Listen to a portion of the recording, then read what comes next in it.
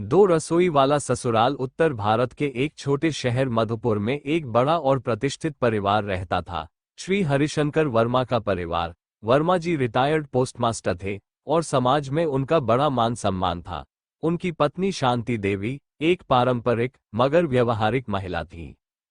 उनके दो बेटे थे, मनोज बड़ा बेटा सरकारी शिक्षक, अविनाश छोटा बेटा निजी कंपनी में इंजीनियर। दोनों बेटों की शादी हो चुकी थी। मनोज की पत्नी थी सविता, शांत स्वभाव की, परंपराओं में विश्वास करने वाली। अविनाश की पत्नी थी रीमा, मॉडर्न विचारों वाली, पढ़ी लिखी और आत्मनिर्भर। शादी के बाद दोनों बहुएं एक ही घर में रहने लगी, जैसा कि एक संयुक्त परिवार में होता है। शादी के शुरुआती दिन सब बहुत अच्छे बीते। सविता और रीमा दोनों साथ में रसोई में काम करती। एक चाय बनाती, दूसरी नाश्ता, एक सब्जी काटती, दूसरी रोटी बनाती। शांति देवी बहुओं को अपनी बेटियों की तरह मानती थी और कोशिश करती थी कि दोनों में कोई भेद न हो। रीमा के आधुनिक तरीके शुरू में सविता को थोड़े अजीब लगे, जैसे ओट्स खाना, गैस पर रोटी सेंकने की बजाय माइक्रोवेव में चीजें बनाना, लेकिन उसने कुछ नहीं कहा। सब कुछ ठीक चल रहा था।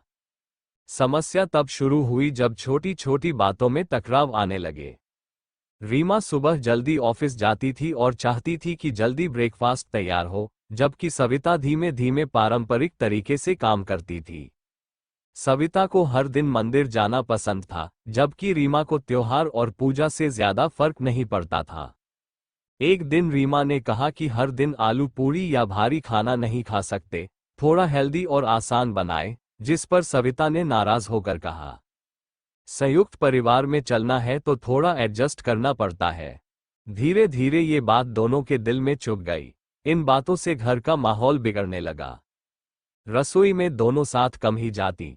कई बार गैस, मसाले, बर्तन को लेकर तकरार हो जाती। एक दिन रीमा ने थककर कहा, मान जी, अगर आप इजाजत दे तो मैं ऊपर वाले कमरे में अपनी छोटी सी रसोई बना लूं, जिससे मैं जल्दी जल्दी बना सकूं और किसी को तकलीफ भी न हो। शांति देवी चौंक गई, पर मनोज ने समझदारी से कहा, अगर इससे झगड़े रुक सकते हैं तो ठीक है, मगर घर बटे नहीं, सिर्फ खाना अलग बने। इस तरह घर में दो रसोई बन गई, एक नीचे की मंजिल पर, जहां सविता रोज सुबह तुलसी पूजन के बाद परंपरागत खाना बनाती, और दूसरी ऊपर, जहां Reema healthy food, fast food और ऑफिस के लिए टिफिन जल्दी जल्दी तैयार करती। गांव शहर में ये बात फैलने लगी, वर्मा जी के घर में दो बहुएं हैं और अब दो दो चूल्हे जलते हैं। शांति देवी का मन दुखी हो जाता। उन्हें ऐसा लगता जैसे उनका परिवार एकता की नींव से दरकने लगा हो। एक रात उन्होंने अपने पति से कहा, हमने तो सोचा था कि सब मिलजुल कर रहेंगे, अब तो ये घर भी दो हिस्सों में बंट गया है। वर्मा जी ने धीरे से हाथ थामकर कहा, शांति, घर बंटा नहीं है, बस नई पीढ़ी की सोच अलग है। हमें पुराने रीति रिवाज छोड़ने नहीं, लेकिन बदलते समय को अपनाना भी सीखना होगा। समय बीतता गया। एक दिन शांति देवी बीमार पड़ी। डॉक्टर ने बताया कि उन्हें मधुमेह है और उन्हें डाइट पर ध्यान देना होगा। अब सविता, जो हमेशा घी तेल से भरपूर खाना बनाती थी, परेशान हो गई।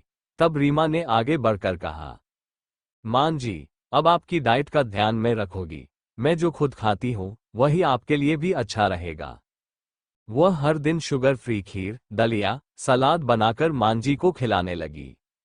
धीरे धीरे सविता को भी समझ आने लगा कि रीमा की बातें गलत नहीं थीं, बस उनकी शैली अलग थी। एक दिन रीमा नीचे की रसोई में आई और बोली, भाभी, आज आपके साथ मिलकर आलू के पराठे बनाने का मन कर रहा है। सविता मुस्कुराई, और मैं कल तुम्हारे साथ ओट्स सीखना चाहती हूँ। अब भी घर में दो रसोई थी, लेकिन अब उसमें दीवार नहीं थी। कभी दोनों एक रसोई में मिल जाती, कभी ऊपर तो कभी नीचे खाना बनता। त्योहारों पर फिर सब साथ बैठकर खाते, हंसते और गाते। शांति देवी ने अपनी डायरी में लिखा, शायद एक छत के नीचे दो रसोई होना बुरा नहीं। बुरा तब होता है जब दो दिलों में दीवार हो, लेकिन जब दो रसोई मिल जाएं, तो वहां सिर्फ खाना नहीं, रिश्ते भी पकते हैं। हर पीढ़ी की सोच अलग होती है। परंपरा और आधुनिकता में संघर्ष तब नहीं होता जब दोनों एक दूसरे की भावनाओं को समझें। दो रसोई घर में होना बंटवारे की निशानी नहीं, बल्कि समझौते और सम्मान का तरीका हो सकता है। एक संयुक्त परिवार में दो बहुओं की सोच और जीवन शैली अलग होती है, जिससे घर में दो रसोई बन जाती है। शुरुआत में ये दूरी लाती है, लेकिन समय के साथ समझदारी, प्रेम और सहानुभूति से ये दूरी नज़दीकी में बदल जाती है।